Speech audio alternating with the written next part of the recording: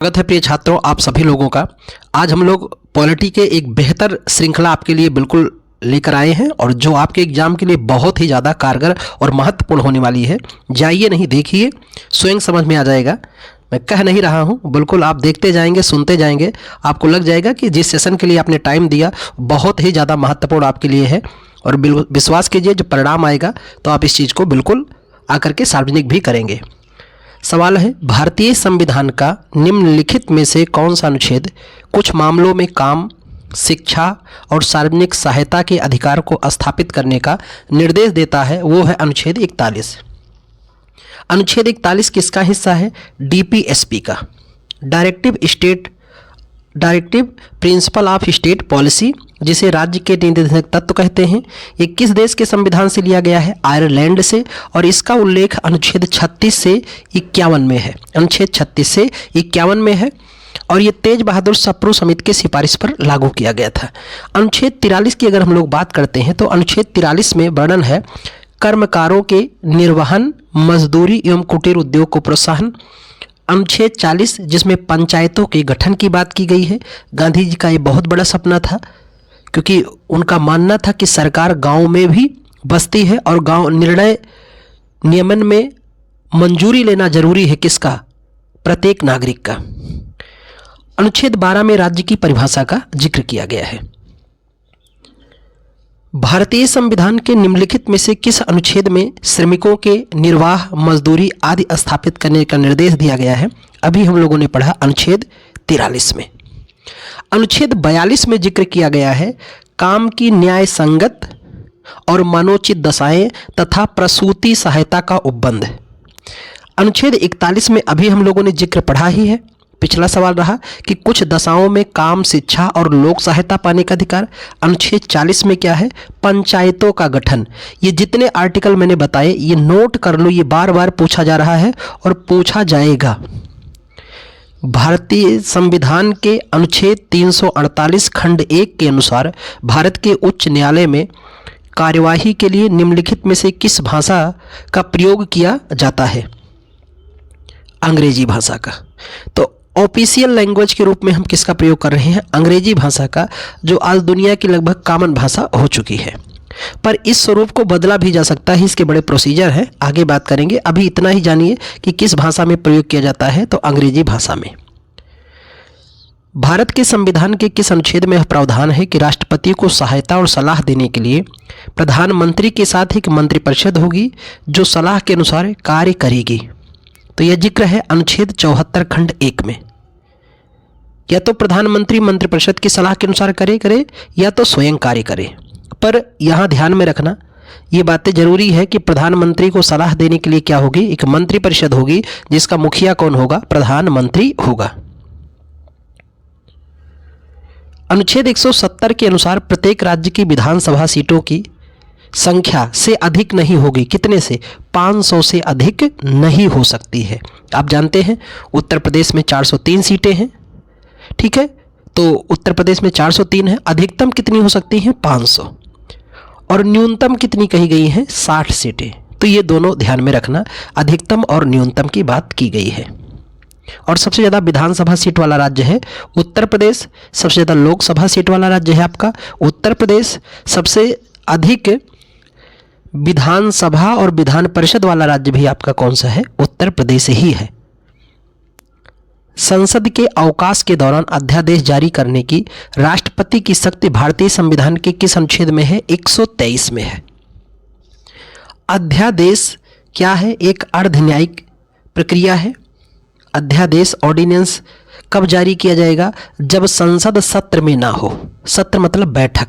जब संसद सत्र में ना हो तब क्या जारी किया जाएगा? अध्यादेश जारी किया जाएगा। तो संसद हमारी सत्र में कब कब नहीं होगी? तो पहले तो देखें संसद हमारी सत्र में कब कब रहेगी। तो हमारी संसद के 3 बड़े सत्र हैं जिनका नाम ध्यान रखना। बजट सत्र यानी बजट में बैठती है, फिर मानसून में बैठती है, मानसून सत्र, और तीसरा आपका है शीतकालीन सत्र, जिसमें हम लोग बात करते हैं मित्र। बजट सत्र आपका फरवरी से लेकर मई तक चलता है। मानसून सत्र आपका जुलाई से लेकर सितंबर तक चलता है और शीतकालीन सत्र आपका नवंबर से दिसंबर तक चलता है। तो सबसे बड़ा सत्र कौन हो गया? बजट। अब हम लोग देख रहे हैं फरवरी से दिसंबर तक संसद कार्रवाई में है। कौन कौन से महीना है? हमने कहा कि अध्यादेश कब जारी होता है? जब संसद सत्र में ना हो, यानी बैठक में ना हो। तो क्या संसद जनवरी में बैठक में है? नहीं है। क्या संसद जून में बैठक में है? नहीं है। क्या संसद अक्टूबर में बैठक में है? नहीं। तो अध्यादेश जब जारी होगा तो किस महीने? जनवरी, जून या अक्टूबर में। अब अगला सवाल है कि अध्यादेश की अवधि कितनी होती है? तो हमारे संसद के कहते हैं कि संसद के लिए अनिवार्य है कि एक वर्ष में मिनिमम 2 बैठक होनी चाहिए। कितनी बैठकें? 2 बैठकें होनी चाहिए एक वर्ष में। और इस 2 बैठक के लिए कितने माह का अंतर होता है? 6 माह का। 6 माह यानी 12 महीना हो जाएगा एक वर्ष। तो कहते हैं एक बार अगर अध्यादेश जारी हुआ तो 6 माह तक तो चलेगा, लेकिन जब अध्यादेश जारी होगा और संसद पुनः अपने सत्र में आएगी तो 6 सप्ताह के भीतर उसे पारित करना होगा। अगर उस अध्यादेश पर संसद ने सहमति जता दिया तब तो अध्यादेश परमानेंट कानून हो जाएगा, और अगर सहमति नहीं जताया तो उसे समाप्त हो जाएगा। तो एक बार अगर अध्यादेश जारी हो गया तो कितने दिन चलेगा? 6 माह 6 सप्ताह, अर्थात आप कह सकते हैं 7.5 माह। कितने माह? 7.5 माह अध्यादेश जारी रहता है। संविधान संशोधन जैसे विषयों पर अध्यादेश जारी नहीं किया जाता है। यह एक अर्ध न्यायिक प्रक्रिया है। इसके लिए केंद्र में राष्ट्रपति अनुच्छेद 123 के द्वारा और राज्य में राज्यपाल अनुच्छेद 213 के द्वारा जारी करते हैं। उम्मीद कि आप इस बात को समझ पाए होंगे। अनुच्छेद 52 में कहा गया भारत का एक राष्ट्रपति होगा। 63 में कहा गया है कि एक उपराष्ट्रपति होगा। और अनुच्छेद 352 में हमारे देश में राष्ट्रीय आपातकाल का वर्णन किया गया है। भारतीय संविधान के 2 अनुसूची संबंधित है। तो इसका संबंध है किससे? राष्ट्रपति, राज्यपाल, मुख्य न्यायाधीश, उच्च न्यायालय, सर्वोच्च न्यायाधीशों के वेतन भत्ते। तो अनुसूची 2 का संबंध किससे है? वेतन भत्ता से है। मैंने आपको बताया था कि उपराष्ट्रपति अपने पद का वेतन नहीं पाता है बल्कि राज्यसभा के सभापति के रूप में पाता है। अनुसूची 3 में किसका जिक्र है? शपथ एवं प्रतिज्ञान। तो जितने प्रमुख संवैधानिक पदाधिकारी हैं वो सब किसके तहत शपथ लेते हैं? अनुसूची 3 के तहत। अपवाद कितने हैं? 3। राष्ट्रपति, उपराष्ट्रपति, राज्यपाल, ये अनुसूची 3 के तहत शपथ नहीं लेते हैं। अनुसूची 4 में राज्यसभा के सीटों का आवंटन या बंटवारा है। किसमें? अनुसूची 4 में यह वर्णन है। और संघ राज्य केंद्र शासित विषयों की सूची, तो ये अनुसूची 1 के तहत ही से समाहित करते हैं। निम्नलिखित में से कौन समवर्ती सूची के अंतर्गत आता है? तो ये आपका आता है वन। समवर्ती सूची कहाँ से लिया गया है? तो समवर्ती सूची ऑस्ट्रेलिया के संविधान से लिया गया है। कहाँ से? ऑस्ट्रेलिया के संविधान से लिया गया है। समवर्ती सूची ऐसी सूची जिस पर केंद्र भी कानून बनाए और राज्य भी कानून बनाए, दोनों, केंद्र सरकार भी कानून बनाए और राज्य दोनों भी कानून बनाए, तो वो कौन सी सूची का विषय होता है? समवर्ती। जैसे वन हो गया, तलाक के मैटर हो गए, विद्युत के मैटर हो गए, शिक्षा के मैटर हो गए, ये सब की सूची के विषय हैं समवर्ती। और अभी समवर्ती सूची में वर्तमान में कुल कितने विषय हो चुके? 52। पहले कितने थे? 47। तो बढ़े कितने? 5 विषय बढ़ चुके हैं। बाकी पुलिस आपका किसका है? राज्य सूची का विषय है। रक्षा केंद्र सरकार का है। व्यापार भी केंद्र सरकार का विषय है। निम्नलिखित में से कौन राज्य भारतीय संविधान की 6ठी अनुसूची द्वारा शासित नहीं है? तो वह आपका है अरुणाचल प्रदेश। तो असम, मिजोरम, त्रिपुरा व मेघालय के SC ST के संबंध में नियम कानून बनाने का जिक्र किया गया है अनुसूची 6 में। अनुसूची 5 में भी SC ST के क्षेत्रों में नियम कानून बनाने का प्रावधान है। भारतीय संविधान में 22 अनुसूचित भाषाओं के अलावा किन 2 भाषाओं को साहित्य अकादमी द्वारा मान्यता दी गई है? तो एक तो आपका है राजस्थानी और एक है अंग्रेजी। यानी हमारे संविधान में कुल वर्तमान में कुल कितनी भाषाएं हैं? 22 भाषा है। 8वीं अनुसूची में 22 भाषा का जिक्र है। जिसमें से 2 भाषा नहीं है उसमें शामिल, एक है राजस्थानी अंग्रेजी। लेकिन जब साहित्य अकादमी ने मान्यता तो इसे दिया है पर मूल सूची में शामिल नहीं है। कौन कौन? राजस्थानी और अंग्रेजी। इनमें से कौन सा अनुच्छेद भारतीय संसद को जातियों, उपजातियों एवं जनजातियों, अनुसूचित जातियों की सूची में शामिल करने या उससे बाहर करने की शक्ति प्रदान करता है? तो यह है अनुच्छेद 341। किसी जाति को एससी अनाउंस करना है कि एसटी अनाउंस करना है, किसी जाति को एससी से निकालकर एसटी में करना है, या किसी वर्ग को एससी से एसटी से निकालकर एससी करना है, ये सब कौन करता है? प्रेसिडेंट, हमारा राष्ट्रपति ही ये सब कार्य करने का अधिकारी है और उसी के द्वारा होता है। इनमें से किस राज्य को अनुच्छेद 371 ए के तहत विशेष दर्जा दिया गया है? तो वह आपका है नागालैंड। अब पढ़े होंगे अनुच्छेद 371, अनुच्छेद 371, और ये इसमें कुछ विशेष राज्यों की बात की गई है। अनुच्छेद 371 में किस राज्यों की बात की गई है? विशेष राज्य की। कुछ राज्यों को विशेष यानी स्पेशल प्रोविजन किया गया हमारी संविधान में। मैं उन विशेष राज्यों का आपको यहाँ एक छोटा सा ट्रिक बताऊं, याद कर लेना, सभी राज्य याद हो जाएंगे क्योंकि ये ABCD करके भी पूछेगा, बहुत इंपॉर्टेंट सेशन है। तो इसका ट्रिक क्या है सुनो ध्यान से और नोट कर लो अगर कहीं ज़रूरत पड़े तो। नाम है, ट्रिक का नाम है नाम आसी, AASI, नाम आसी मियारगो, MIARGOK।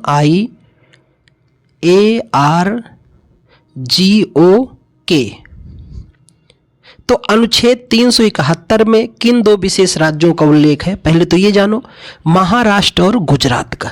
लेकिन अनुच्छेद 371 खंड ए में किसका जिक्र है? अभी आप पढ़े नागालैंड, ए से नागालैंड, फिर ए से क्या हो जाएगा?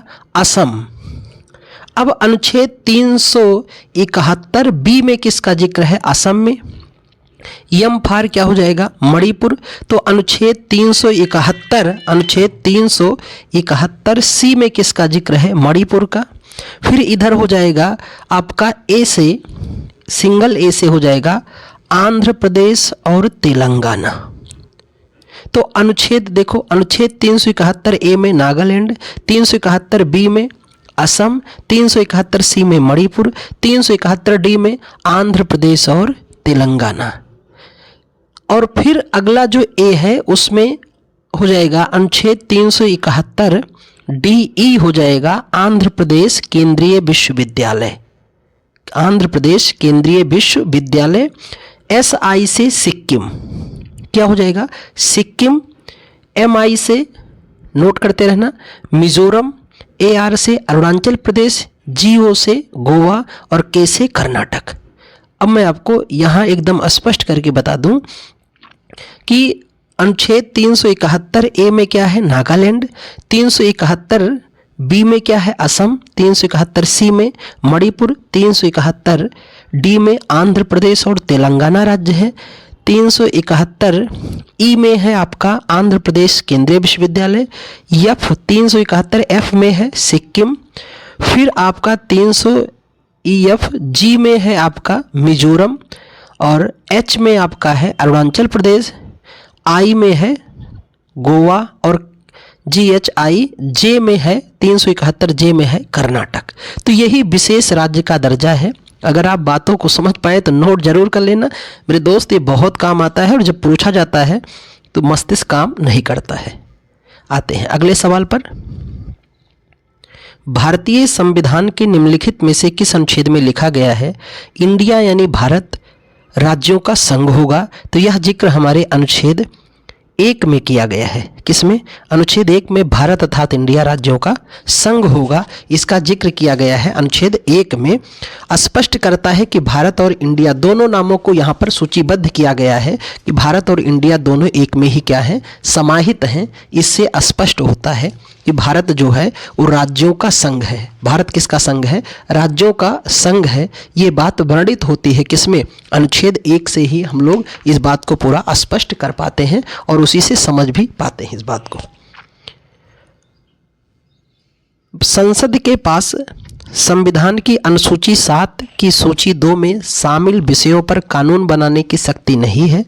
निम्नलिखित विकल्पों में कौन सा इस सामान्य नियम का एक अपवाद है? तो वो ये है कि यदि राज्यसभा इस आशय का प्रस्ताव पारित करती है तो। आप जानते हैं हमारे संविधान की 7वीं अनुसूची में 3 सूची में विषयों का बंटवारा किया गया है। संघ सूची के विषय, समवर्ती सूची के विषय और राज्य सूची के विषय। संघ सूची पर कानून केंद्र सरकार बनाएगा, समवर्ती पर केंद्र और राज्य दोनों बनाता है, राज्य सूची पे केवल राज्य सरकार कानून बनाता है। लेकिन अगर राज्य सरकार इस आशय से प्रस्ताव पास कर दे कि नहीं, हमारे लिए भी कानून कौन बनाए? केंद्र सरकार, तो ये बना सकती है, अन्यथा केंद्र सरकार राज्य सूची के विषय पे कानून नहीं बना सकती। तो यही इसका क्या है? अपवाद है। भारतीय संविधान का निम्नलिखित में से कौन सा अनुच्छेद अभिव्यक्ति की स्वतंत्रता के संबंध में कुछ अधिकारों की सुरक्षा की गारंटी देता है? ये बड़ा ही मशहूर सवाल रहा और कई बार पूछा जाता है बार बार। तो वो है आपका अनुच्छेद 19। अनुच्छेद 19 जिसमें हमें 6 तरह की स्वतंत्रता का अधिकार है। पहला, बोलने की स्वतंत्रता। दूसरा, शांतिपूर्वक एकत्रित होना व सभा करने की स्वतंत्रता, संघ बनाने की स्वतंत्रता, भारत में कहीं आने जाने की स्वतंत्रता, निवास करने की स्वतंत्रता और कोई व्यापार करने की स्वतंत्रता। ये अनुच्छेद 19 में है। अनुच्छेद 14 में समता के अधिकार का वर्णन किया गया है कि विधि के समक्ष सभी लोग समान हैं। ये सिद्धांत कहाँ से लिया गया है? इंग्लैंड का डाइसी का एक कानून है, वहीं से कि कानून की निगाह में सभी लोग क्या हैं? समान हैं। अनुच्छेद 21 में जीवन के अधिकार का वर्णन है। अनुच्छेद 21 में किसका वर्णन है? जीवन के अधिकार का। और अनुच्छेद 22 में है कुछ दशाओं में गिरफ्तारी और निरोध से संरक्षण, यानी सस्पेंशन के आधार पर आपको गिरफ्तारी हो सकती है। इसका जिक्र किस में है? अनुच्छेद 22 में। सस्पेंशन बोले तो कि डाउट के आधार पर गिरफ्तारी। इसका मतलब ये है कि अगर सरकार, पुलिस को या हमारी जांच एजेंसी को ऐसा लगे कि आप किसी घटना को अंजाम दे सकते हैं, तो आपको जब गिरफ्तार किया जाएगा तो क्या कहलाएगा? अनुच्छेद 22 के तहत कुछ मामलों में गिरफ्तारी और निरोध से संरक्षण। तो इसका कारण बताना पुलिस को अनिवार्य नहीं होगा। 3 महीने तक बिना कारण बताए ही पुलिस आपको जेल में रख सकती है। तो उस गिरफ्तारी को हम लोग क्या कहते हैं? निवारक निरोध और से संरक्षण। अनुच्छेद 336 में कुछ सेवाओं के लिए किस समुदाय को विशेष प्रावधान मिलता है? तो यह है हमारा एंग्लो इंडियन को। किसके लिए? एंग्लो इंडियन के लिए। बहरहाल हमारे संविधान में इनके सीटें भी रिजर्व थी। किसकी? आंग्ल भारतीयों की। अभी हमारे संविधान में 104वां संविधान संशोधन के द्वारा क्या किया गया कि आंग्ल भारतीयों का मनोनयन अब समाप्त कर दिया गया है। किस संशोधन द्वारा? 104वां संविधान संशोधन अधिनियम 2018 के द्वारा यह प्रक्रिया समाप्त कर दी गई है। अब हमारे लोकसभा में कितने एंग्लो इंडियन मनोनीत होते थे? 2। इनका अब मनोनयन समाप्त किया गया है, राष्ट्रपति द्वारा मनोनीत होते थे। विधानसभा में उत्तर प्रदेश में भी 1 होते थे राज्यपाल द्वारा, वो भी अब क्या है? निलंबित कर दिया गया है। एंग्लो इंडियन किसे कहते हैं? यानी एक व्यक्ति कहाँ का हो? भारत का हो, और एक व्यक्ति यूरोप का हो, यूरोपीय देश का। चाहे आप मदर इंडियन कर दीजिए, फादर यूरोपियन कर दीजिए, ठीक है। अगर पता चले पिता भारत का है और माता कहाँ की है? यूरोप की है, या उल्टा कर दीजिए, तो इन्हीं को हम लोग क्या कहते हैं? एंग्लो इंडियन कहते हैं। इनके संतान को ही आंग्ल भारतीय, इनको भी आंग्ल भारतीय कहते हैं। आधा ये देसी होते हैं, आधा विदेशी होते हैं। भारतीय संविधान की आकस्मिक निधि संविधान के किस अनुच्छेद के अंतर्गत आती है? इसका जिक्र है अनुच्छेद 267 में जिक्र किया गया है। अनुच्छेद 280 में हम लोग वित्त आयोग के बारे में पढ़ाई करते हैं। किसके बारे में? वित्त आयोग, जिसका राष्ट्रपति हर 5 वर्ष पर एक वित्त आयोग गठित करेगा, जो केंद्र से प्राप्त धनों का राज्य सरकार को समुचित रूप से प्रदान करने की सिफारिश करेगा, ताकि राज्य सरकारें भी सुव्यवस्थित सुसंगठित ढंग से संचालित हो सके। अंतर्राज्यीय जल विवाद किस अनुच्छेद के अंतर्गत आता है? बड़ा मशहूर सवाल है। अनुच्छेद 262 के तहत। और वहीं अंतर्राज्यीय परिषद का जिक्र किस में है? अनुच्छेद 263 में है। अंतर्राज्यीय परिषद का मतलब है जब एक राज्य से दो राज्यों के मध्य खनिज संसाधन को लेकर विवाद हो जाए तो इसके लिए एक परिषद गठित करेगा कौन? राष्ट्रपति, जिसका जिक्र अनुच्छेद 263 में है। अनुच्छेद 222 में वर्णन है हाई कोर्ट के न्यायाधीशों के हस्तांतरण का, कि एक हाई कोर्ट से दूसरे हाई कोर्ट में न्यायाधीश का ट्रांसफर किसके द्वारा किया जा सकता है? तो किसके आदेश से? राष्ट्रपति के आदेश से यह ट्रांसफर होता है। अनुच्छेद 280 में हम लोगों ने वित्त आयोग का जिक्र पढ़ा ही। निम्नलिखित में से किस संशोधन द्वारा शिक्षा के अधिकार को भारतीय संविधान में शामिल किया गया है? आप खूब जानते हैं 86वां संविधान संशोधन अधिनियम 2002 के द्वारा शिक्षा को क्या बना दिया गया है? संविधान में शामिल किया गया है और शिक्षा मौलिक अधिकार हो चुका है, जो अनुच्छेद 21 खंड ए में या का में जोड़ा गया है। तो 6 से 14 वर्ष के बालकों को पढ़ना उनका क्या है? शिक्षा का अधिकार है। अगर 6 से 14 वर्ष के बालक किसी दुकान, किसी कारखाने, किसी रेस्तरां या किसी मॉल या कहीं पर भी अगर कार्य करते पाए गए तो उस मालिक के खिलाफ आप कार्रवाई के लिए कोर्ट में आवेदन कर सकते हैं। लेकिन ध्यान में रखना, वो बालक अगर मान लो कोई हलवाई दुकान चला रहा है, चाय समोसे बेच रहा है, उसका लड़का जो 6 से 14 वर्ष का है वो बिजनेस में हाथ बटा रहा है, तो ये गुनाह नहीं माना जाएगा। लेकिन अगर उस दुकानदार ने 6 से 14 वर्ष के बच्चे या बच्चियों को लगा रखा है तो आपको बोलने की ज़रूरत नहीं है।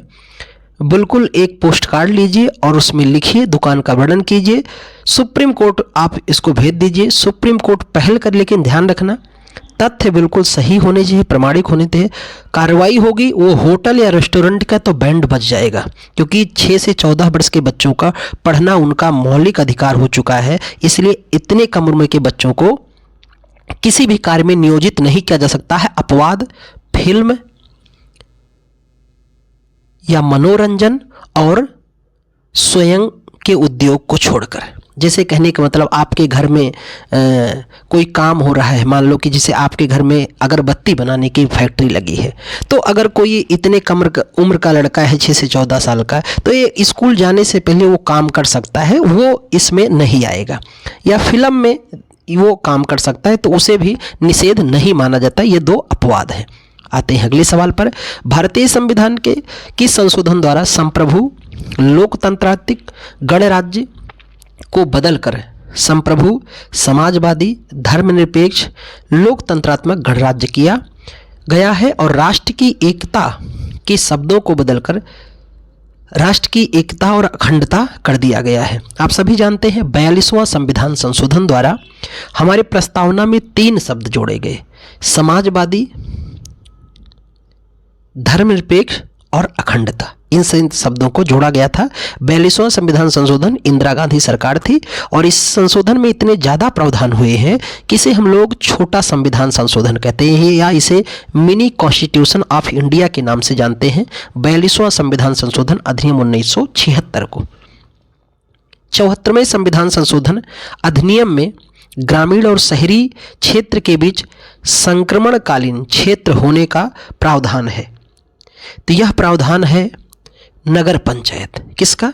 नगर पंचायत का। जैसे शहरी निकाय की अगर हम लोग बात करें, जैसे ग्राम निकाय की बात करते हैं, तो ग्राम हमारी जो है त्रिस्तरीय है, बलवंत राय मेहता समिति के सिफारिश पर।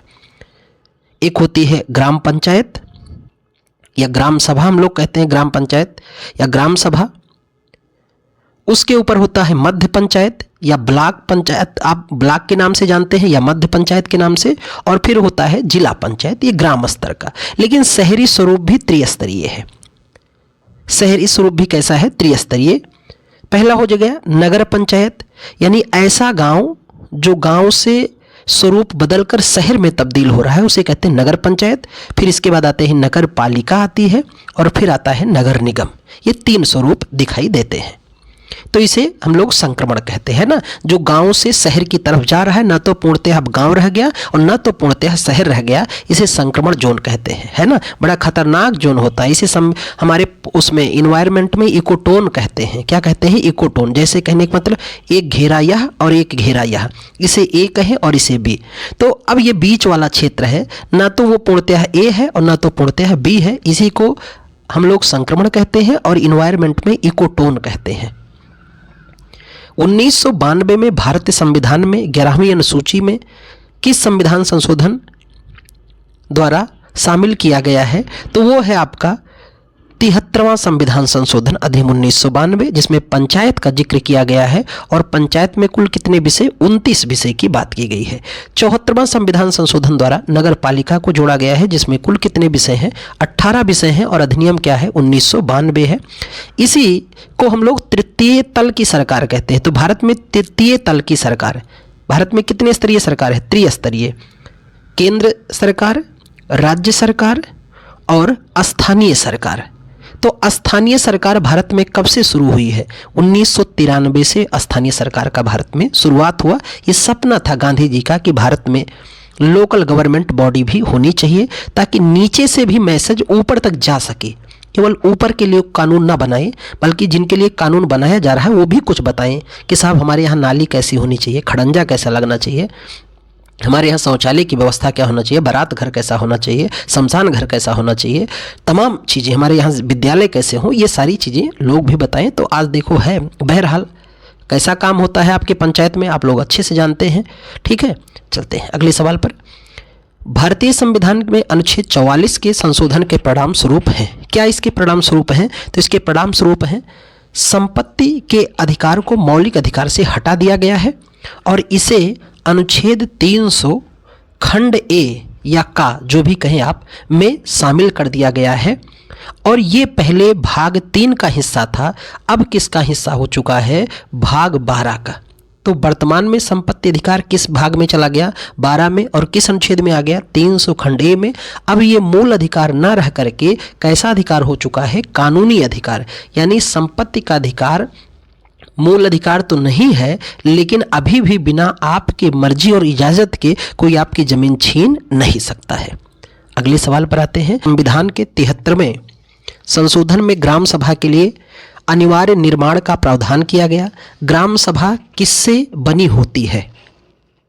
तो यह आपकी पंचायत क्षेत्र में मतदाता के रूप में पंजीकृत वयस्क सदस्य, वयस्क मतलब है जो वोटर है, 18 वर्ष की उम्र प्राप्त कर लिए हैं। वैसे पंचायतों में चुनाव लड़ने की उम्र कितनी है? 21 वर्ष। जो आज विवाह की उम्र भी कितनी है? 21 वर्ष। ठीक है, तो 21 वर्ष ही है ज्ञान प्राप्ति की उम्र। इस उम्र में आप गांव के मुखिया भी बन सकते हैं और इस उम्र में आप गृहस्थ आश्रम में भी प्रवेश कर सकते हैं लीगली, भारत सरकार के अनुसार।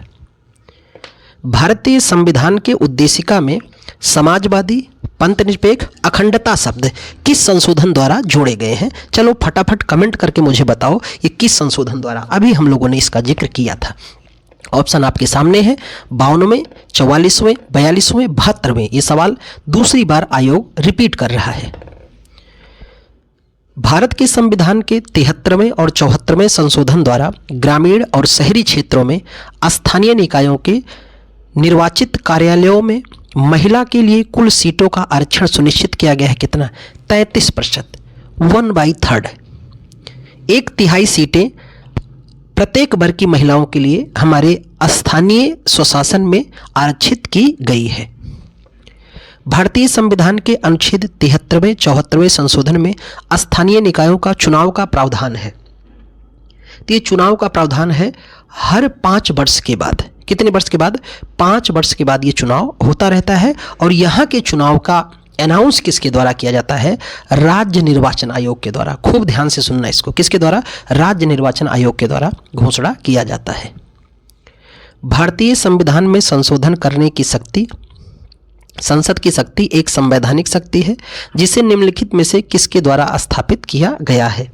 तो यह है 24वां संविधान संशोधन अधिनियम 1971 के द्वारा स्थापित किया गया है कि भारतीय संविधान में संशोधन का पावर जो है वो किसके पास है? संसद के पास होगी। हमारे देश की सर्वोच्च विधायी कानूनी संस्था ही है, उसका नाम संसद, जिसे हम लोग ब्रिटेन में पार्लियामेंट कहते हैं, जिसे पाकिस्तान में नेशनल असेंबली कहते हैं, जिसे हम लोग अमेरिका में कांग्रेस कहते हैं। ठीक है, किस नाम से जानते हैं? कांग्रेस के नाम से जानते हैं। तो अलग अलग देशों में इसे अलग अलग नाम से हम लोग जानते हैं। संविधान का निम्न में से कौन सा अधिनियम शहरी स्थानीय निकाय की संरचना और जनादेश के लिए सामान्य अवसंरचना प्रदान करता है ताकि वे स्थानीय स्वशासन की प्रभावी लोकतांत्रिक इकाइयों के रूप में कार्य कर सके?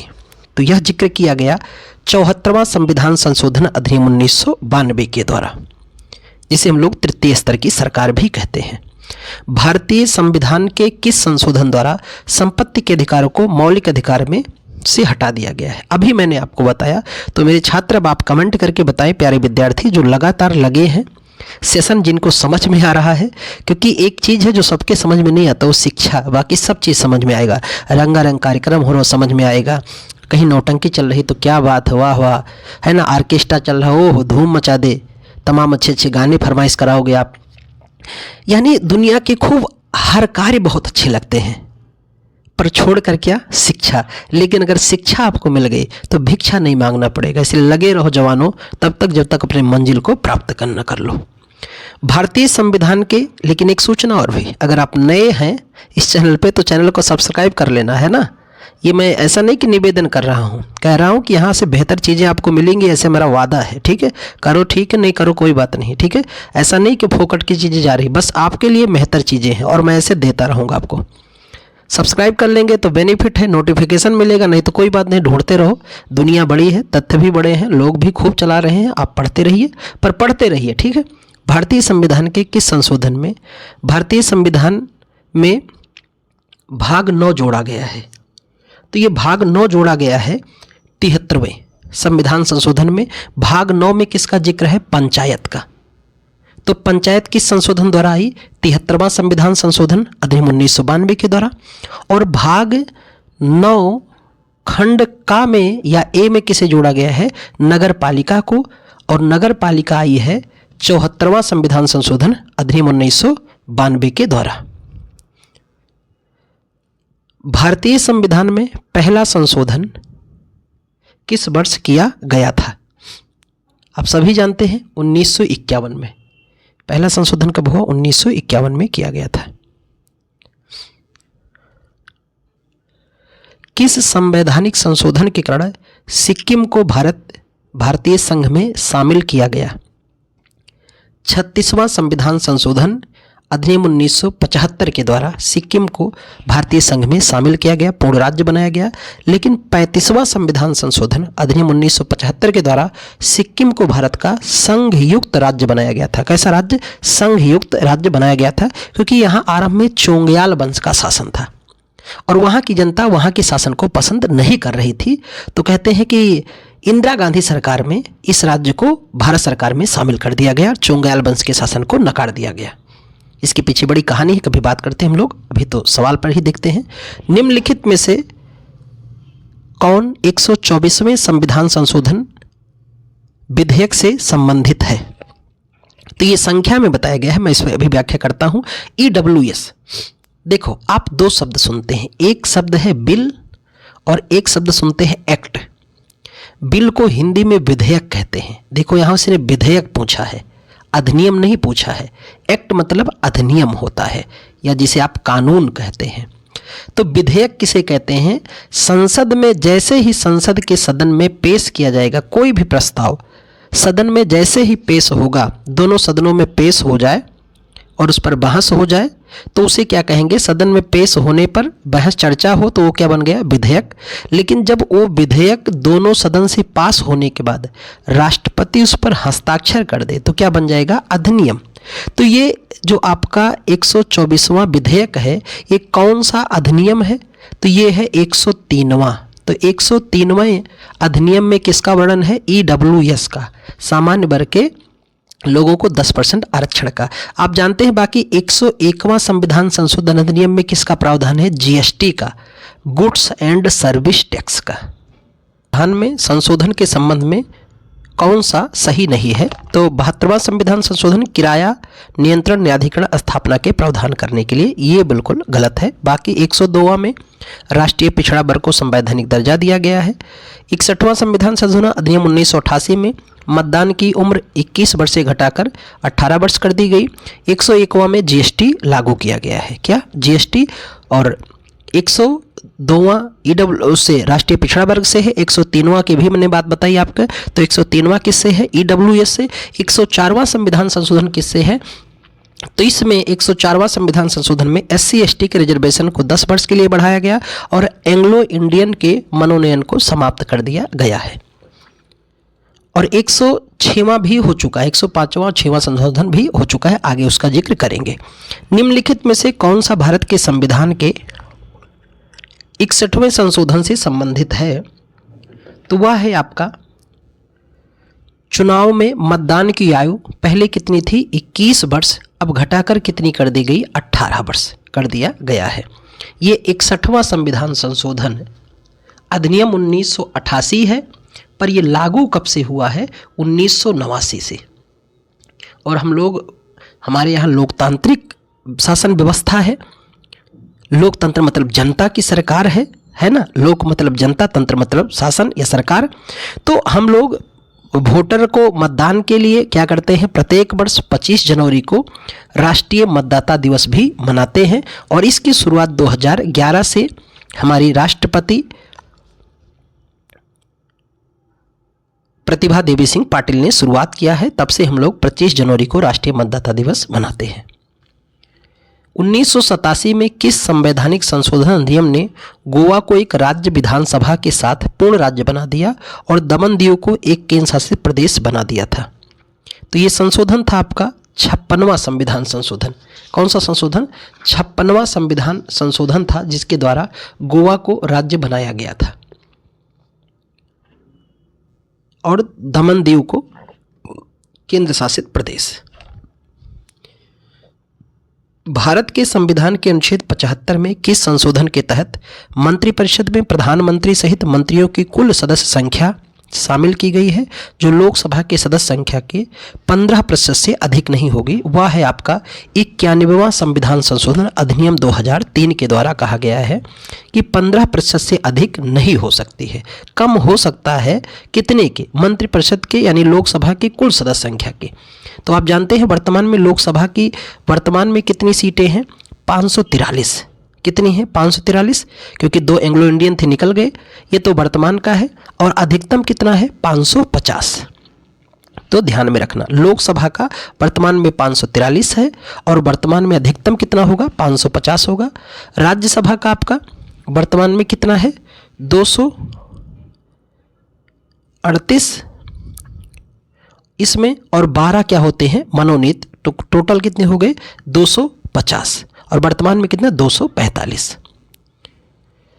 संविधान के अनुच्छेद 51A, जिसमें मौलिक कर्तव्य का वर्णन है, संविधान के किस संशोधन के तहत शामिल किया गया है? 42वां संविधान संशोधन अधिनियम 1976 में स्वर्ण सिंह समिति, कौन सी समिति? स्वर्ण सिंह समिति के सिफारिश पर मूल कर्तव्य को अपनाया गया। और अभी वर्तमान में कुल कितने मूल कर्तव्य हैं? 11, और पहले कितने थे? 10। तो 10 मूल कर्तव्य जोड़े गए किस संशोधन द्वारा? 42 और 1 जोड़ा गया, जो वो था 86वां संविधान संशोधन अधिनियम 2002 के द्वारा। तो अब वर्तमान में मूल अधिकारों की संख्या 11 है, पहले कितनी थी? 10। किस समिति के सिफारिश पर? स्वर्ण सिंह समिति के सिफारिश पर। संशोधन कौन सा है? 42वां। तो मूल संविधान में क्या मौलिक कर्तव्य था? नहीं था, बाद में जोड़ा गया है। ये संशोधन आपके सामने है। किस संशोधन द्वारा संपत्ति के अधिकार को मौलिक अधिकार के तहत विधिक परिवर्तित किया गया? देखो, ये चौथी बार पूछा जा रहा है, तो आप इसका कमेंट करके मुझे बताएं। और ऑप्शन आपके सामने है, 42वां संविधान संशोधन, 46वां, 40वां और 44वां। इससे आसान सवाल नहीं हो सकता है। विधान में इनमें से किस भाग या प्रावधान में संशोधन नहीं किया जा सकता है? न्यायिक समीक्षा, जो कौन करता है? न्यायपालिका। हमारे शासन के अंग की अगर बात करें तो हमारे शासन के कितने अंग हैं? शासन के अंग हैं 3। एक है विधायिका, दूसरा है कार्यपालिका और तीसरा है न्यायपालिका। तो विधायिका का काम क्या है? विधि बनाना, कानून बनाना। कार्यपालिका का काम है जो विधायिका कानून बनाए उसी को लागू कर दे। लेकिन न्यायपालिका का काम क्या है कि ये जो कानून बना दिए और ये जो लागू कर दिए, क्या वो सही है कि गलत? अगर सही है तो ठीक है, चलने दो, और अगर गलत है तो उसे शून्य कर देना। ये काम किसका है? न्यायपालिका का। तो इसीलिए न्यायपालिका, इन तीनों अंगों में स्वतंत्र कौन है? न्यायपालिका। और ये दोनों एक ही दूसरे के पहलू हैं। विधायी सदस्य ही बनते हैं कौन सदस्य? कार्यपालिका ही। यानी पहले व्यक्ति सांसद बनेगा, फिर मंत्री बनेगा, वही व्यक्ति क्या बनता है? मंत्री। भारत के संविधान का 100वां संशोधन संबंधित है, तो वो है भारत और बांग्लादेश के बीच भू सीमा समझौता 100वां। 101वां मैंने बताया आपका संबंधित किससे है? जीएसटी से। 102वां मैंने आपको बताया किससे संबंधित है? तो पिछड़े वर्ग के लोगों के लिए विशेष व्यवस्था की गई है, ओबीसी जिन्हें आप कहेंगे। 103वां किसके लिए है? ईडब्ल्यूएस के लिए। और 104वां में मैंने आपको बताया कि SC/ST का रिजर्वेशन 10 वर्ष बढ़ाया गया और आंग्ल भारतीयों का मनोनयन रद्द किया गया। 105 में क्या है? तो आर्थिक रूप से पिछड़े वर्गों की राज्य द्वारा सूचियां तैयार करना, ये 105वें संविधान संशोधन में प्रावधान किया गया है। भारत के संविधान के किस केंद्र शासित प्रदेश में पंचायती राज व्यवस्था नहीं है? तो ये आपका दिल्ली में नहीं है। कहाँ पर? दिल्ली में नहीं है। किस संविधान संशोधन अधिनियम द्वारा लोकसभा की सीटें 525 से बढ़ाकर 545 कर दी गई हैं? तो ये संशोधन आपका है 31वां संविधान संशोधन अधिनियम 1973 के द्वारा ये प्रावधान किया गया है। भारतीय संविधान में निम्न में से किस संशोधन द्वारा दिल्ली को राष्ट्रीय राजधानी का दर्जा दिया गया है? 69वें संविधान संशोधन द्वारा। संशोधन कौन सा है? 69वां संविधान संशोधन है, जिसके द्वारा दिल्ली को राष्ट्रीय राजधानी या NCR जिसे आप कहते हैं, नेशनल कैपिटल रीजन का दर्जा दिया गया है। भारतीय संसद द्वारा हाल में पारित GST संविधान संशोधन के विधेयक को स्वीकृति देने वाला भारत का पहला राज्य कौन सा है? खूब बार ये पूछा गया है और ये कई आयोगों ने सवाल पूछा। असम। अब देखो, आपको जानना है कि GST है क्या। GST से जितने भी सवाल आपको जानने हैं, एक महज 5 से 7 मिनट के आपके पास समय है। अगर सवाल आपका इस सवाल का या प्रश्न का जवाब हाँ में है कि 5 से 7 मिनट अगर आपके पास है, तो मैं इस वीडियो के डिस्क्रिप्शन में एक 7 मिनट का वीडियो ऐड कर दूंगा, देख लेना। उम्मीद करता हूँ ना, वनडे से जितने GST पे सवाल बने हैं, GST क्या है, क्यों लगता है, स्वरूप क्या है, बनाया किसने, निवेदन किसने किया, किस स्वरूपों में चलता है, परिवर्तित कौन करता है, कब समाप्त किया जा सकता है, कब नहीं किया जा सकता है, किस देश से आगाज हुआ, इसका क्या विवाद रहा है, वर्तमान में इसकी स्वरूप क्या है, किन किन वस्तुओं पर लगता है, सारे सवाल का निचोड़ एक 7 मिनट के वीडियो देख लीजिएगा ज़रूर। मैं इस पर पिन कर दूंगा और आप इसे देखिएगा। कौन सा अनुच्छेद जीवन और व्यक्तिगत स्वतंत्रता के संरक्षण से संबंधित है? अनुच्छेद 21, जिसे हम लोग जीवन का अधिकार कहते हैं, जिसे आपातकाल में भी कभी प्रतिबंधित नहीं किया जा सकता है। अनुच्छेद 21। भारत के संविधान में मौलिक अधिकार अनुच्छेद 21A में कितने वर्ष की आयु के बीच शिक्षा का अधिकार है? अभी हम लोगों ने बात किया 6 से 14 वर्ष के बालकों को पढ़ना उनका क्या हो चुका है? शिक्षा अधिकार हो चुका है और उन्हें सरकार निःशुल्क शिक्षा दे रही है। अभी हम लोगों ने बात किया कि 86वें संविधान संशोधन अधिनियम 2002 के माध्यम से मौलिक कर्तव्य जोड़ा गया है। अब आप कमेंट करके बताओ 8वां, 11वां, 9वां और 10वां। मैं देखना चाहता हूं कि कितने छात्र सीरियस रूप में इसको देख रहे हैं, और वो जो देख रहे हैं अगर सीरियस तो उसका आंसर करेंगे, क्योंकि अभी मैंने आपको स्वर्ण सिंह कमेटी और उसकी रिकमेंडेशन के बारे में बात किया है। मान लीजिए कि एक सशक्त बल किसी अधिकारी के उसके महिला होने के कारण पदोन्नति से वंचित किया गया है, तो इस स्थिति में निम्नलिखित में से किस मौलिक अधिकार का उल्लंघन माना जाएगा?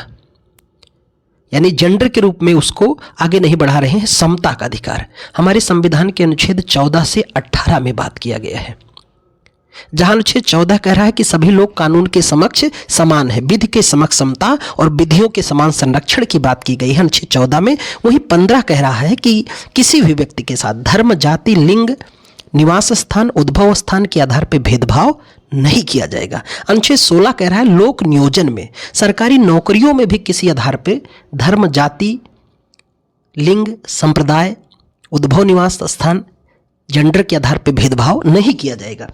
अनुच्छेद 17 अस्पृश्यता का अंत करता है, 18 उपाधियों का अंत करता है। तो अगर आप किसी लिंग विशेष की वजह से किसी को आगे नहीं बढ़ा रहे हैं तो आप राइट टू इक्वलिटी का उल्लंघन कर रहे हैं। अगर आप किसी को जाति के आधार पर आगे नहीं बढ़ने दे रहे हैं, उसमें टैलेंट है लेकिन आप इसलिए नहीं बढ़ा रहे हैं क्योंकि वो फला जाति का है, छोटी बिरादरी का है, किस बिरादरी का है, तो आप समानता के अधिकार का बिल्कुल खटाखट उल्लंघन कर रहे हैं। हमारे देश में संविधान है, सब मतलब बराबर, सबके लिए बराबर का कानून है। ठीक है, आते हैं अगले सवाल पर। इनमें से क्या भारत के संविधान में स्वतंत्रता के अधिकारों को शामिल नहीं है, यानी किसे शामिल नहीं किया गया है? अभी मैंने आपको अनुच्छेद 19 बताया था जिसमें वर्तमान में 6 प्रकार की स्वतंत्रता का जिक्र है। कितने प्रकार की? 6 प्रकार की स्वतंत्रता। एक शब्द में आपको मैं बताऊं लिबर्टी या स्वतंत्रता क्या है, तो स्वतंत्रता उसे कहते हैं जो दूसरे को बाधा ना पहुंचाए। आप स्वतंत्र हैं, आपको बोलने की स्वतंत्रता है, भाषण देने की स्वतंत्रता है, विचार रखने की स्वतंत्रता है, कहीं आओ जाओ, कहीं निवास करो, कुछ बेचो करो, सब कुछ करो, लेकिन दूसरे को बाधा ना हो। तो आपको स्वतंत्रता कितनी है? जितने में आपको पड़ोसी को तकलीफ ना हो उतनी ही आपको स्वतंत्रता प्राप्त है। तो भारत में शांतिपूर्ण निरायुद्ध सम्मेलन की स्वतंत्रता है। जी हाँ। भारत के राज्य क्षेत्र में कहीं अबाध संचरण यानी भ्रमण की स्वतंत्रता है। जी हाँ है। भारत में वाक अभिव्यक्ति स्वतंत्रता है। भारत के राज्य क्षेत्र में किसी धर्म को बढ़ावा देने की जी नहीं। आप किसी राज्य विशेष में जाके दूसरे धर्म के लोगों को परिवर्तित नहीं कर सकते हैं, ये भारत में नहीं है। भारतीय संविधान का पालन करना, राष्ट्रगान, राष्ट्रीय ध्वज का सम्मान करना हमारे संविधान में मौलिक कर्तव्य है। तो हमारे संविधान में क्या है? मौलिक कर्तव्य है। तो ये कौन सा मौलिक कर्तव्य है? क्योंकि अभी हम लोगों ने पढ़ा कि हमारे संविधान में कुल कितने हैं? 11 मौलिक कर्तव्य हो गए हैं। कितने? 11। तो पहला जो मौलिक कर्तव्य है उसी में इस बात का वर्णन किया गया है। ठीक है, तो वर्तमान में 11 मौलिक कर्तव्य हैं। मूल कितने थे? 10। किस समिति के सिफारिश पर? स्वर्ण सिंह समिति के सिफारिश पर। किस संशोधन द्वारा? 42वां संविधान संशोधन 1976 के द्वारा। कितने मूल कर्तव्य जोड़े गए? 10। 11वां जोड़ा गया किस संशोधन द्वारा? 86वां संविधान संशोधन अधिनियम 2002 के द्वारा जोड़ा गया है। संवैधानिक उपचारों के अधिकार से क्या अभिप्राय है? तो इसका मूलतः वर्णन है कि यदि किसी नागरिक को लगता है कि सरकार मौलिक अधिकार का उल्लंघन हुआ है तो न्यायालय जा सकते हैं। आप जानते हैं ना कि भाई सबसे बड़ी चीज की अधिकार, अधिकार क्या है? What is right? अधिकार किसे कहते हैं? हम खूब बात करते हैं ये हमारा अधिकार है, फलाना अधिकार है, ढिमका है, ये वो है, खूब बातें करते हैं। तो बताओ ना व्हाट इज राइट, अधिकार क्या है? और अधिकार आपका है तो हमारे संविधान में अधिकार के बारे में क्या कहा गया है कि राज्य इसकी गारंटी देता है। आपको क्या मिल रही है? गारंटी। देखो जब हमें किसी वस्तु पर क्या मिलती है? गारंटी। तो बड़ा भरोसा होता है, उस वस्तु को हम लोग खरीद लेते हैं। अगर कहा कि भाई ये बाइक ले जाइए पर इसकी 10 साल की गारंटी है, या ये मोबाइल ले लीजिए 20 साल, बड़ा भरोसा, क्या बात है, चलो टूटे फूटेगी वापस हो जाएगा, बड़ा कॉन्फिडेंस आता है कि क्या मिल रही है? गारंटी। तो हमारे यहाँ अधिकार की गारंटी दिया गया है। कैसे? मौलिक अधिकार की। मौलिक अधिकार कैसा? तो ऐसा अधिकार मतलब मौलिक होना चाहिए जो व्यक्ति के जीवन और गरिमा को बनाए रख सके, ऐसे अधिकार। अधिकार एक दावा है जिसे समाज मान्यता प्रदान करे। जैसे कैसा अधिकार किसे कहेंगे? तो अधिकार एक दावा है जिसे समाज द्वारा मान्यता प्राप्त किया जाए, प्रदान किया जाए। जैसे क्या आप अपने घर के पड़ोसी अंकल से कोचिंग की फीस की गुजारिश कर सकते हैं, मांग सकते हैं? या क्या अपने पड़ोसी अंकल से आप मोबाइल के लिए डिमांड कर सकते हैं कि नहीं मोबाइल हमको दो, नहीं दोगे तो बिगाड़ हो जाएगा, हम लाठी लेके आएंगे और तुम्हें देना पड़ेगा क्योंकि हमारी पड़ोसी हो? क्या समाज इस बात को मानेगा? नहीं। लेकिन क्या यही फरमाइश आप अपने पिता से कर सकते हैं कि नहीं? कर सकते हैं। क्या समाज मानेगा कि नहीं? मानेगा, मानेगा। और अगर नहीं मानता है वैसे तो हमारा समाज मानेगा, कानून भी मानेगा। अगर पिताजी आपको अपनी संपत्ति से बेदखल करेंगे तो इसके लिए हमारी राज्य है, हमारी कोर्ट है, वो आपको उनकी संपत्ति में हक दिलाएंगे। लेकिन हाँ, कर्तव्य भी कीजिए। अधिकार के चक्कर में कर्तव्य मत भूलना। पिता को पिता समझना, फिर गुजारिश करना। पिता ने क्या क्या नहीं किए आपके लिए, क्या सपने देखे हैं, तो आप उनके सपने पूरा कीजिए। ठीक है, पिताजी अपने सपने नहीं पूरा कर पाए लेकिन वो देखते हैं कि मेरे पुत्र या पुत्री जो हैं वो बिल्कुल अपनी उम्र में फतेह कर जाएंगे, तो कर जाइए फतेह। रोक कौन रहा है? एक ही चीज़ पर रोक नहीं है। किस पर? शिक्षा पर। खूब पढ़ो, जितना मर्जी हो पढ़ो, कोई आपको रोकने टोकने वाला नहीं है। बोलिए मत, कीजिए, और परिणाम आएगा तो लोग जानेंगे आपको। कहते हैं ना, तपस्या में आप अकेले होते हैं, परिणाम में पूरी दुनिया साथ होगी। तो राज्य गारंटी देगा, और हमारे संविधान के अनुच्छेद 12 से लेकर 35 तक मौलिक अधिकार का जिक्र किया गया है। पहले कुल 7 थे, पर वर्तमान में कितने मौलिक अधिकार हैं? 6। एक हटा दिया गया है, कौन? संपत्ति का अधिकार। आते हैं अगले सवाल पर। निम्नलिखित में से कौन सा एक राजनीतिक अधिकार है? इनमें से कौन सा एक राजनीतिक अधिकार है? मतदान का अधिकार। वोट देना हमारा राइट है। अगर आप वोट ही नहीं करोगे, कई लोग कहते हैं कि साहब क्या वोट करें। आप जानते हो ना, एक मत जो होता है वो सरकार के बनने और बिगड़ने में तय करता है। लेकिन आप बैठकर क्या सोचते हो? आप जीनियस हो, आप पढ़े लिखे हो। इसलिए कहते हैं ना, अधगत गगरी छलकत जाए। हमारे यहाँ जो थोड़ा थोड़ा पढ़े लिखे हैं वो मतदान करने नहीं जाते हैं। वो कहते हैं कि मुझे पता है, फला की सरकार बन रही, ये है वो है। आप जाइए, आप चेंजर हैं, गेम चेंजर हैं, आप परिवर्तित कर सकते हैं, लेकिन आप मतदान में नहीं जाते हैं। आज भी भारत में अब थोड़ा सा रेशियो इधर की अगर हम लोग बात करते हैं 2-4-10 साल की, तो थोड़ा स्थिति बदला है। लेकिन सन 2000 अगर हम लोग 4 की बात करते हैं या उसके 8 की बात करते हैं, इधर से पहले की बात करें, तो हमारे चुनाव में पढ़े लिखे लोगों की संख्या मतदान करने में बहुत कम रही। खास तौर पर कहाँ पर? यूपी, बिहार, उत्तर भारत में।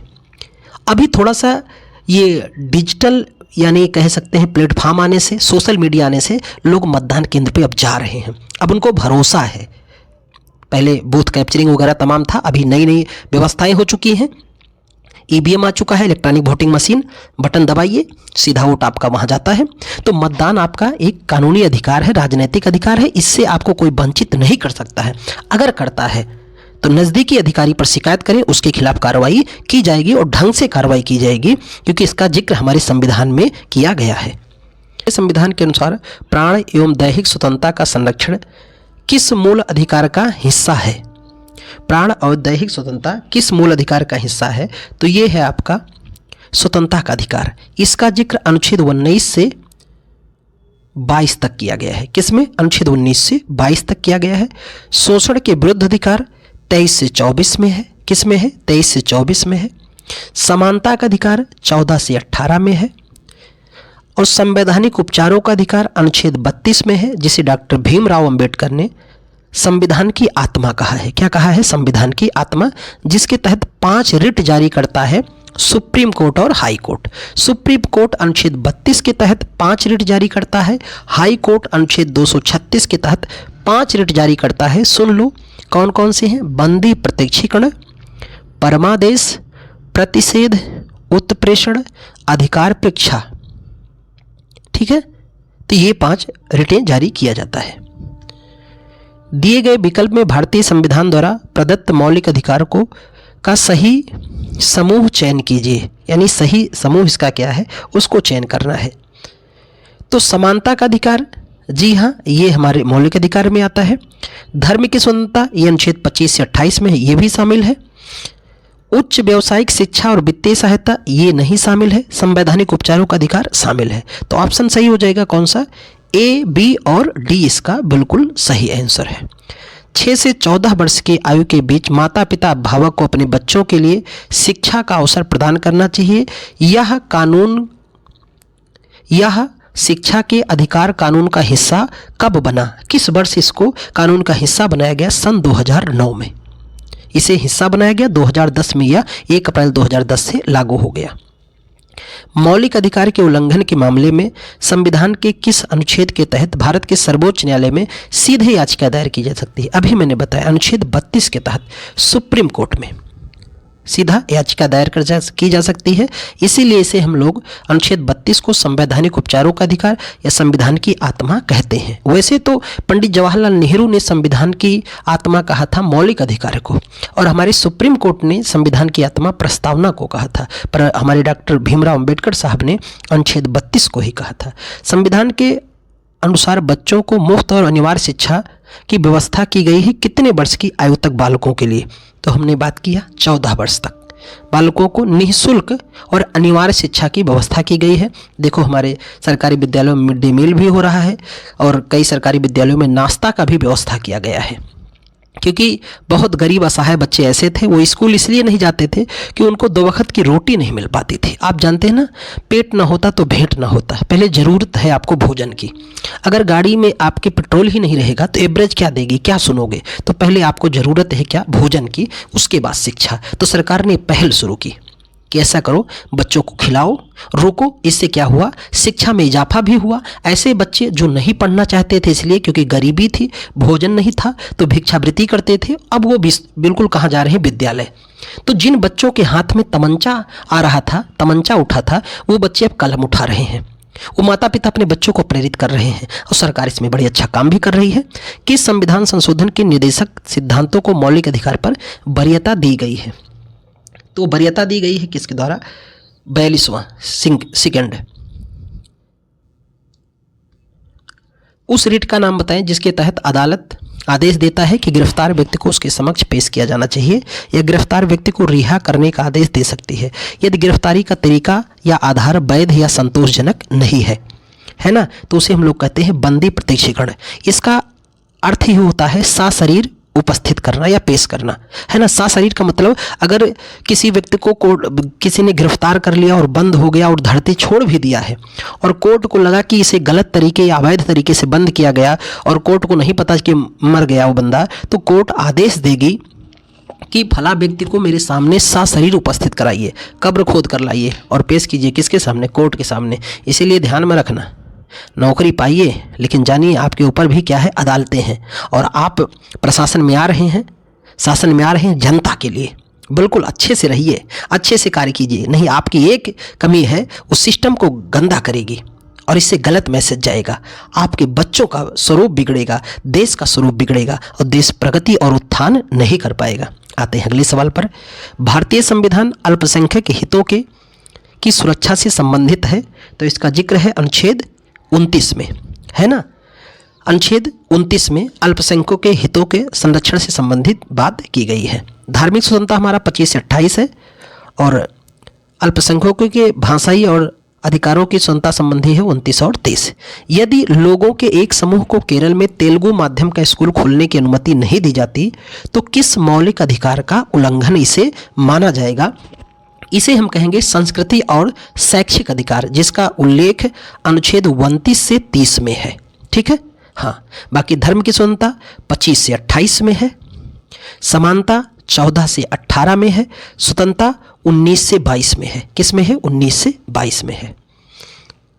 भारत की संप्रभुता, एकता और अखंडता को बनाए रखना और उसकी रक्षा करना, उसकी क्या करना?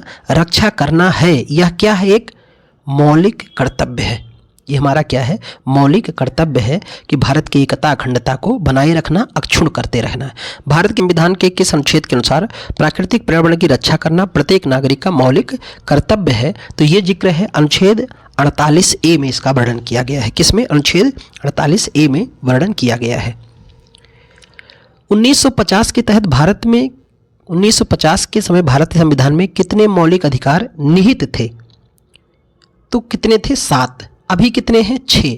किसको हटा दिया गया है? संपत्ति के अधिकार को। किस संशोधन द्वारा? 44वां संविधान संशोधन अधिनियम 1978 के द्वारा। निम्नलिखित में से कौन सा भारतीय संविधान के अनुसार मौलिक अधिकार नहीं है? तो चलो अब कमेंट करके बताओ मुझे। अभी हमने बात किया है, ठीक है, कि कौन सा मौलिक अधिकार नहीं है।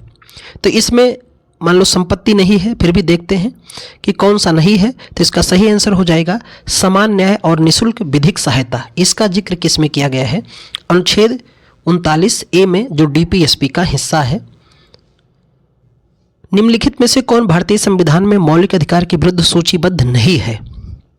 संपत्ति का अधिकार, है ना। अब ये सूचीबद्ध नहीं है। भारतीय संविधान के निम्नलिखित में से कौन सा कथन सत्य है? भारतीय संविधान के संदर्भ में सत्य कथन पहचानना है कि मौलिक अधिकार न्याय संगत है, जबकि राज्य नीति निषेध तत्व गैर न्याय संगत है। मौलिक अधिकार न्यायालय में लागू है, जबकि DPSP न्यायालय में लागू नहीं है।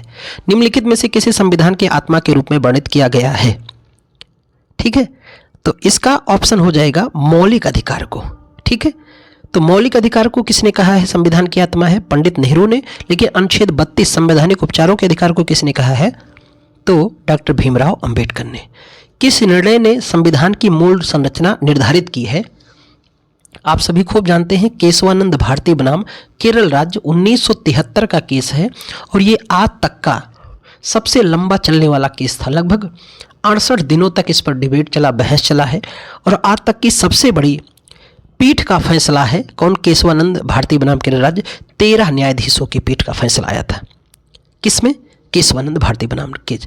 गोलकनाथ बनाम पंजाब राज्य केस, ये दूसरा बड़ा संवैधानिक बेंच का केस है, 1967 का केस है। ठीक है, और बड़ा फेमस है। कौन? केशवानंद। तो ध्यान रखना केशवानंद केस को। डैश धार्मिक स्वतंत्रता दी गई है। किसे दी गई है धार्मिक स्वतंत्रता? तो यह केवल दिया गया है, धार्मिक स्वतंत्रता प्रदान किया गया है सभी भारतीय नागरिकों को, है ना। हम कोई भी पूजा पाठ करें, किसी को आह्वान करें, किसी का अनुनय विनय करें, बस हमारे पूजा पाठ से, हमारे निवेदन से किसी को तकलीफ ना हो।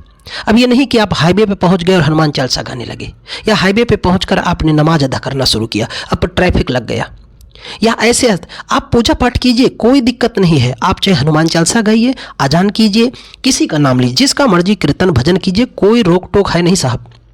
बस ध्यान रखना, दूसरे को प्रलोभन करके धर्म परिवर्तित मत कराना, और आपके धर्म के द्वारा या आपके मनन और चिंतन के द्वारा किसी को हानि तकलीफ ना हो, नुकसान ना हो। अगर होता है तो आपके धार्मिक स्वतंत्रता को बाधित किया जाएगा, ध्यान में रखना।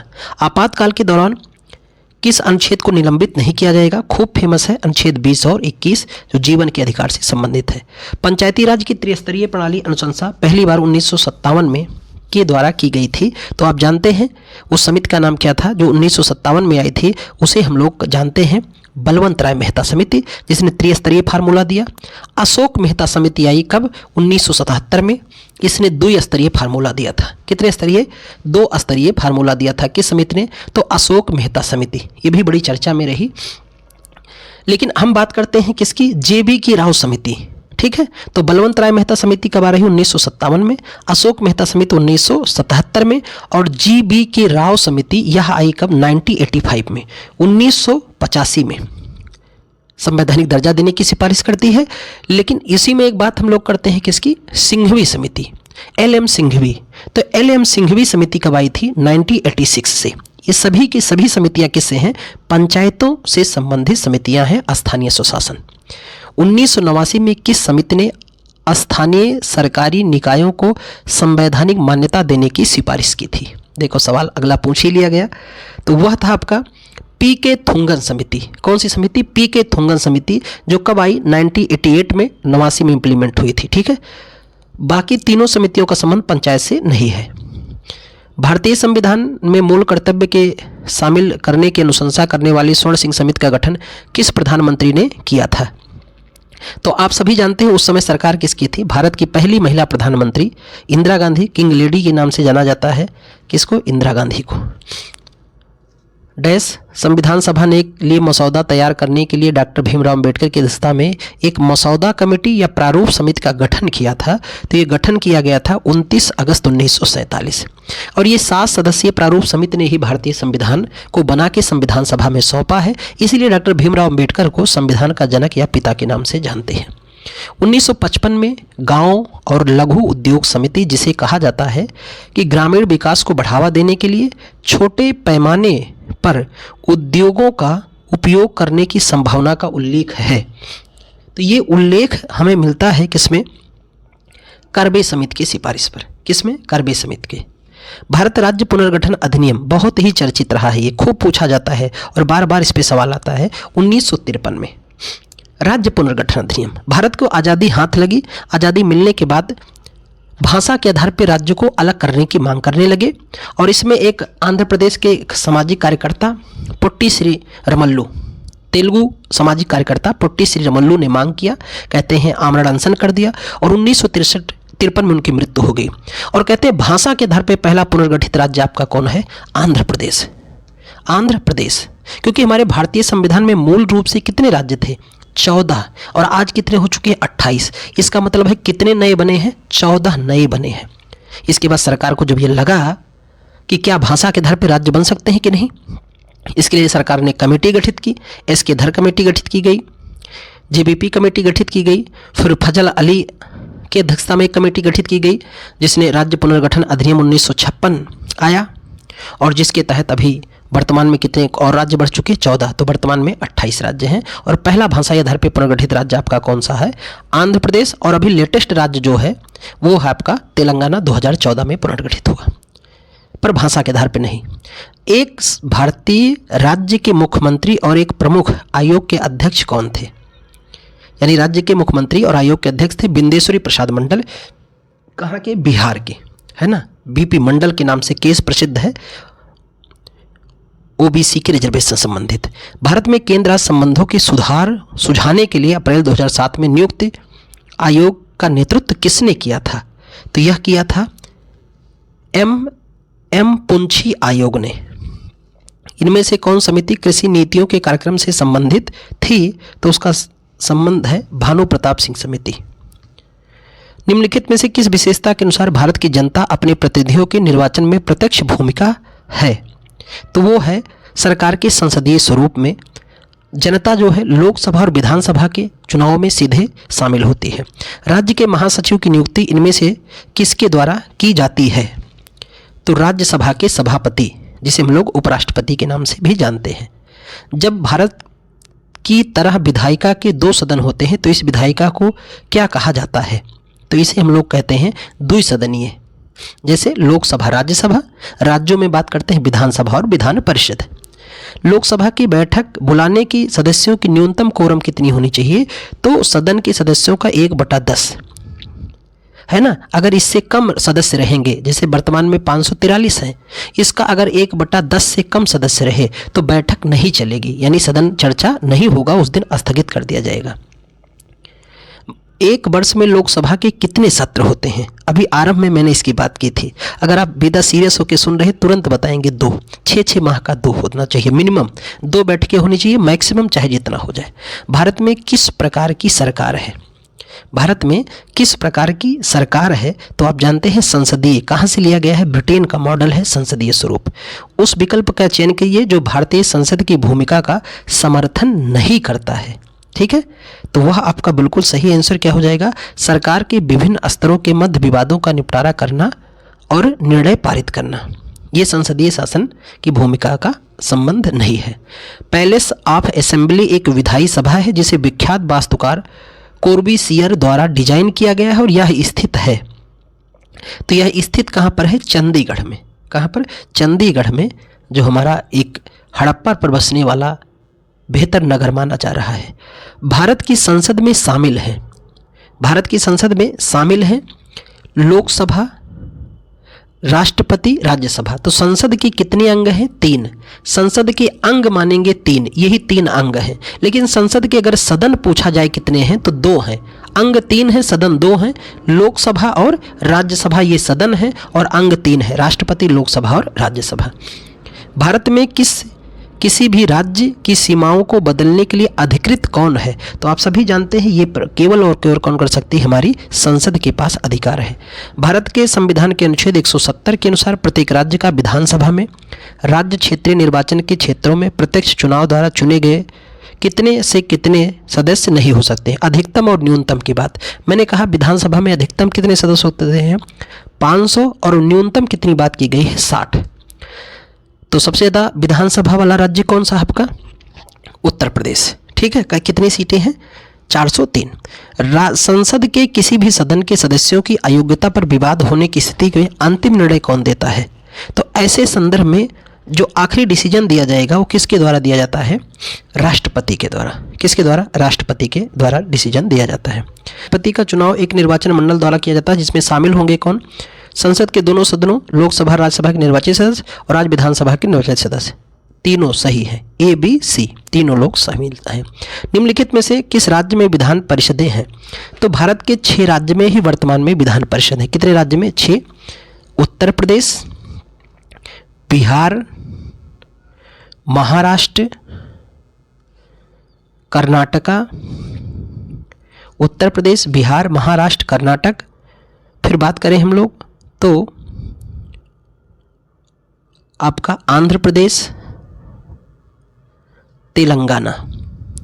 आंध्र प्रदेश, तेलंगाना। यही 6 राज्य हैं जहां पर विधान परिषद है। तो किस राज्य में विधान परिषद दिए गए विकल्प में नहीं है? हिमाचल प्रदेश में नहीं है। अच्छा, कह रहा है राज्य में विधान परिषद है, तो किस राज्य में है? तो इसमें से ऑप्शन क्या मिल रहा है? आंध्र प्रदेश। 6 राज्यों में से आंध्र प्रदेश में विधान परिषद है। लोकसभा और राज्यसभा की संयुक्त बैठक की अध्यक्षता कौन करता है? लोकसभा अध्यक्ष। ये बैठक बुलाता कौन है? राष्ट्रपति। और अध्यक्षता कौन करता है? लोकसभा अध्यक्ष। राज्यसभा के प्रथम सभापति का नाम क्या है ना, यानी प्रथम उपराष्ट्रपति भी कह सकते हैं, डॉक्टर सर्वपल्ली राधाकृष्णन, जिनकी जयंती पर हम लोग शिक्षक दिवस मनाते हैं। कौन सा दिवस? शिक्षक दिवस मनाते हैं। भारत के एकमात्र दार्शनिक विद्वान भी कौन थे? बड़े दर्शन के फिलॉसफी के बहुत बड़े अध्यापक भी रहे हैं डॉक्टर सर्वपल्ली राधाकृष्णन। इन्होंने अपना बर्थडे न मना करके उस पर पूरे शिक्षक बिरादरी के दिवस के रूप में तब्दील कर दिया, और आज हम लोग इसी दिवस को बड़े ही धूमधाम से यादगार रूप में मनाते हैं कि ये हमारे गुरु हैं, जिन्होंने हमको दूसरा जन्म दिया है, जिन्होंने हमको ज्ञान की इन सीमाओं को सिखाया है। तो आज का सेशन कैसा लगा कमेंट करके बताना। अगले सेशन में पुनः मिलेंगे, तब तक के लिए बहुत बहुत धन्यवाद। अपनी तैयारी करते रहना, रुकना नहीं है, झुकना नहीं है, लड़ते रहना है जब तक मुकाम मिल न जाए।